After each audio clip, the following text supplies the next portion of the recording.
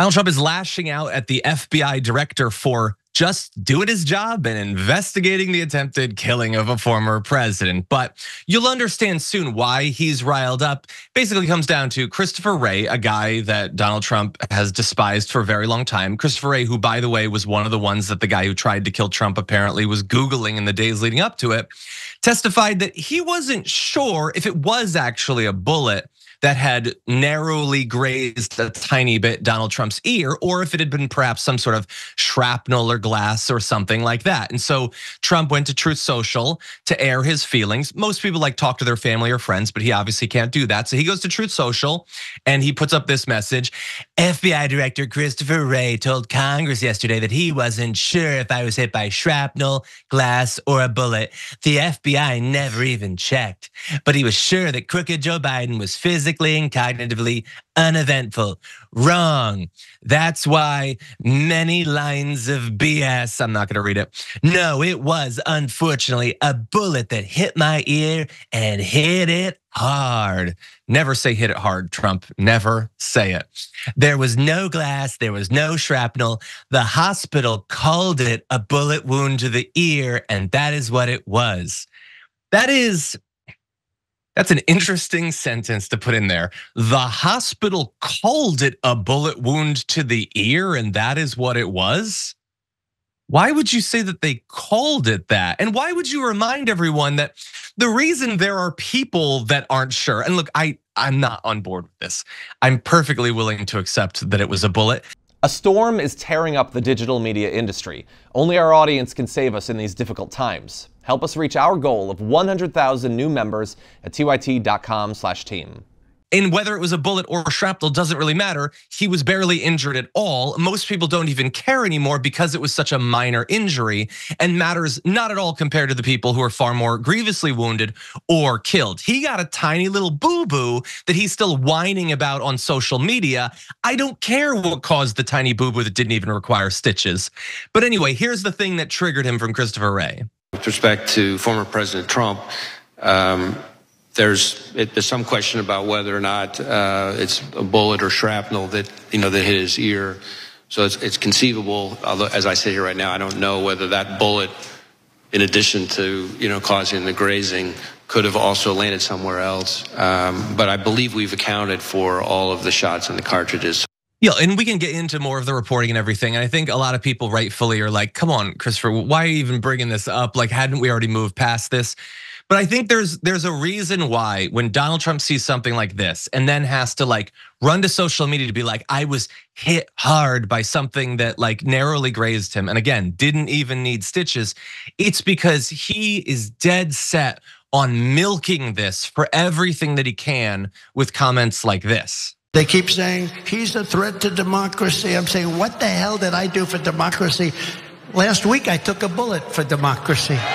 Go all the way to hell a little bit earlier than you already will. You did not take a bullet.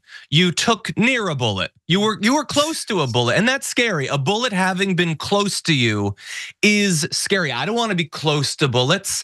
You did not take a bullet, okay? It wasn't a through and through. It wasn't a mortal injury. You were perfectly fine. It is theoretically possible to get worse paper cuts than he got. So I'll give him that it was a bullet that was close to him. That's what I will give him and no more. What do you think, Waz? I think he's mad that somebody's throwing a monkey wrench in a narrative that he's already started to spin, right? This idea that he's quote unquote taking a bullet, that he survived the shot, that near-death experience, like it's part of the narrative that he's spinning. And I understand why he would be upset by that. I think Donald Trump, it's enough that you got shot at. That's like traumatic enough. We don't need to pretend that you're like 50 Cent and survived 9 shots and your life was in danger. Like you survived the shooting. Like this guy was taking shots at Trump. He made it through. That should be enough, man. We don't gotta pretend that this guy is somehow like some Teflon person. Yeah, that should be enough. It's not enough for him. He desperate. And look, I get why he's mad. I don't care that he's mad, and I want him to be mad. I want him to suffer, but I can understand, because I'm capable of empathy, why he's mad. As we talked about yesterday on the show, he was near a bullet like a week and a half ago, and nobody cares anymore. And that must bother him, because he wants everything in the world to be about him. He thought this was the coolest moment that ever happened. And legitimately at that time, a lot of people were like, well, this is the biggest photo ever and we'll never move past this. No, we're good. It's been 2 weeks and we're good, we're moving on. And that's why he's so PO'd about the entire thing. And look, if he wants to get another round, maybe one last round of news coverage of it, and he wants to directly rebut all of the people that are saying that it's not a bullet, again, I'm not in that camp, but there are people who are saying it. He could, for instance, put out some actual documentation about his medical care, which they have declined to do. I mean, it's not unheard of that when a president or former president undergoes some sort of traumatic surgery or medical thing, they put out some information, and he has chosen not to do that. And you might say, well, it's inappropriate to say that he would have to prove something with official documentation. And I would just refer you to how he got involved in politics in the first place, because Barack Obama probably feels the same way. But anyway, I don't care at this point about his little boo-boo. I think another problem he's having when you say everybody has moved on is that this is not the kind of thing that the right is used to like bitching about. They can't come out and say, like we shouldn't have just random guys with guns running around able to shoot people. Like they can't come out against that.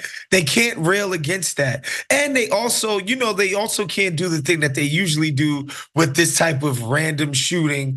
Hey man, if there were only people with guns there that could have prevented this. He had the whole Secret Service. Yeah. All kinds of guns in the vicinity, and this kid was still able to get off multiple shots at a former freaking president. That's, I think, is the main reason. The right wing can't really rail against this thing. Yeah, you're 100% right. It absolutely destroys that argument, and it's a reminder to everyone.